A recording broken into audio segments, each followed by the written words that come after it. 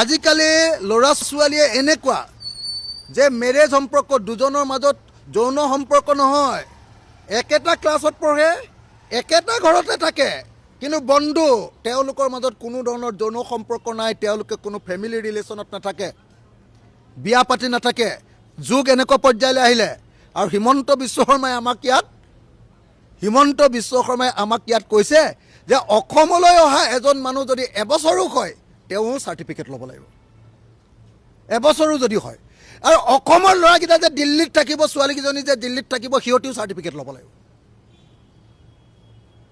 কি মানধাতা যুগৰ অসম বনাব খুজিছে আপোনালোকে নিজে ভাবি লওক। এখন পশ্চাদগামী মানধাতা যুগৰ অসম বনাব খুজিছে।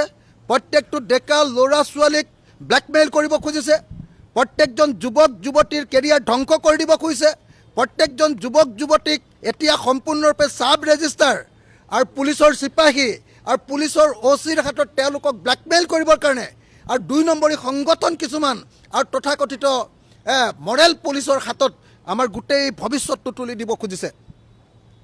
এইটো বহুত ভয়ানক। মই কালি ৰাতিহে গোটেইখন পঢ়িলোঁ, গোটেই ৰাতি গোটেইখন পঢ়ি লৈ মোৰতো টোপনি অহা নাই।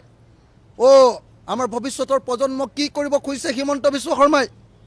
ভৱিষ্যতৰ প্ৰজন্মৰ ব্যক্তি স্বাধীনতা সম্পূৰ্ণৰূপে নাইকিয়া কৰি দিব খুজিছে।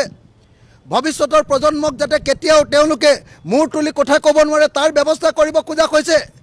আধুনিক যুগৰ পৰা আকৌ বিজেপিয়ে বিচৰা সেই পৌৰাণিক যুগলৈকে, এই যে গুহাত গৈ গেৰুৱা বকন পিন্ধি থকা যুগটোলৈকে লৈ যাব খুজিছে। সেইকাৰণে লিভ ইন ৰিলেশ্যন এই বিষয়টো এটা অত্যন্ত চিৰিয়াছ বিষয় আৰু কালি বিধানসভাত মই এই বিষয়টো খুব চিৰিয়াছলি উত্থাপন কৰিম, বিতৰ্ক কৰিম আৰু চেষ্টা কৰিম তাক সলনি কৰিবৰ কাৰণে।